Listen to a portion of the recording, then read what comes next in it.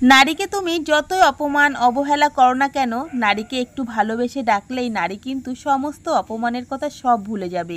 এটাই হচ্ছে নারীদের লক্ষণ। হে গাইস, কেমন আছো সবাই? আশা করবো খুব ভালো আছো, সুস্থ আছো। আমিও ভালো আছি।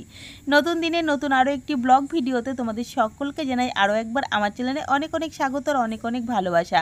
বড়োদেরকে জানাই প্রণাম আর ছোটোদেরকে জানাই বুক ভরা ভালোবাসা জানিয়ে আজকের ব্লগটা স্টার্ট করছি।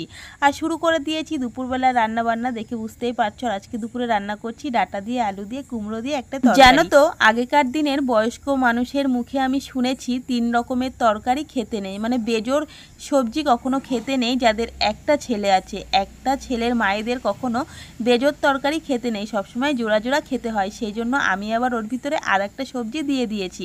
মোট 4 রকম সবজি করে নিয়েছি, কারণ আমাদের বাড়িতে আমার একটা ছেলে, আমার শাশুড়ি মায়ের একটা ছেলে, আবার ঠাকুমারও একটাই ছেলে।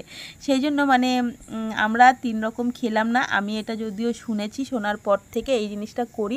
কখনো যদি 3 রকম সবজি হয়, কিছু না কিছু দিয়ে 4 রকম বানিয়ে নিই।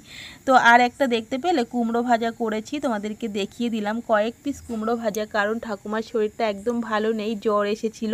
তো সেই জন্য মুখে কোনো রুচি নেই। তো ঠাকুমা আমাকে বলেছে যে আমার জন্য কয়েক পিস কুমড়ো ভাজা করে রেখো আর লঙ্কা ভাজা করে রেখো, আমি সেটা দিয়েই ভাত খাবো। এই ঝোল তরকারি খেতে ভালো লাগছে না।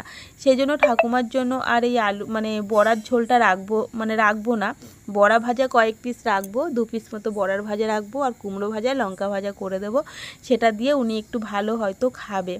তো যাই হোক, এটা হচ্ছে বড়া ভাজা। আজকে কি রান্না করছি তোমাদেরকে বলি। ওই যে তো দেখতেই পেলে 4 রকম দিয়ে একটা তরকারি হবে। আর প্রত্যেক দিন ডাল খেতে ভালো লাগছে না বলে আজকে ডালের বড়া বানিয়ে ফেলেছি, একটু অন্যরকম রেসিপি তৈরি করছি। তো দেখো, এটা হচ্ছে কি মটরের ডাল ছিল, সকালবেলায় ভিজিয়েছিলাম ডালটা, যে আজকে আর ডাল করব না, বড়া ভেজে আলু দিয়ে ঝোল করব। আর সমস্ত রকম মশলা দিয়েছি, আদা, জিরে, লঙ্কা, পেঁয়াজ, রসুন সবই দিয়েছিলাম। দিয়ে তারপরে আলু দিয়ে রান্না করছি। আমার বড়াগুলো সব একদম ভাজা হয়ে গেছে। তারপরে দেখো আলুটাকে ভালো করে ভেজে নিচ্ছি। তোমরা যারা সম্পূর্ণ ভিডিও না দেখে, ভিডিওর অন্তত 2 থেকে 3 মিনিট দেখো। আমি যদিও এখন বেশি বড় ভিডিও করছি না, কারণ অত বড় ভিডিও দেখা কারোরই সম্ভব নয়। সেজন্য আমি ছোট ছোট 3 মিনিট 4 মিনিট ভিডিও করছি। তো যাই হোক, তোমরা অন্তত 2 মিনিট বা 3 মিনিট ভিডিও দেখো, তারপরে লাইক কমেন্ট করো, তারপরে ফলো করো, ঠিক আছে? আর ইউটিউব থেকে যারা দেখছো তারাও ঠিক সেম তাই করো, তারপরে সাবস্ক্রাইব করবো। কারণ চ্যানেলের সত্যি অনেক ক্ষতি হয়, অল্প অল্প ভিডিও দেখলে তারপরে লাইক কমেন্ট করে বেরিয়ে গেলে সেটা কিন্তু তোমারও ক্ষতি, আমারও ক্ষতি। তো যাই হোক, যতটা পারবে একটুখানি বেশি দেখার চেষ্টা করো, ঠিক আছে? কেননা কমেন্ট আসছে, লাইক আসছে, আবার ভিউজ দেখাচ্ছে না, এরকমই হচ্ছে। তোমাদের কার কার হচ্ছে অবশ্যই কমেন্ট করে জানিও। তো আমার সাথে এরকমটাই হচ্ছে। তো যাই হোক, তোমাদের সত্যি তোমরা আমাকে এই কয়দিনে ফেসবুক পেজে অনেকটা ভালোবাসা দিয়েছো।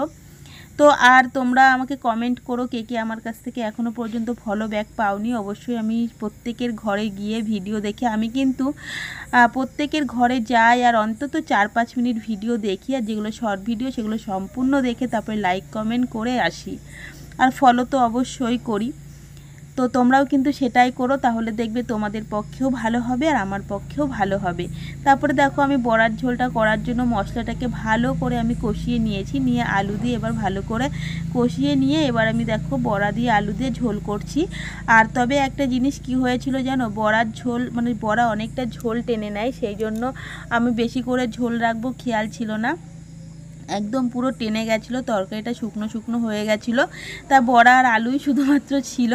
তো যাই হোক, আজকের ভিডিওটা এতটুকুই। কেমন লাগলো কমেন্ট করে জানাতে একদম ভুলো না। আমার পাশে থেকো, সঙ্গে থেকো, আমিও তোমাদের পাশে আছি। তো আবার দেখা হচ্ছে নতুন একটা ভিডিও নিয়ে।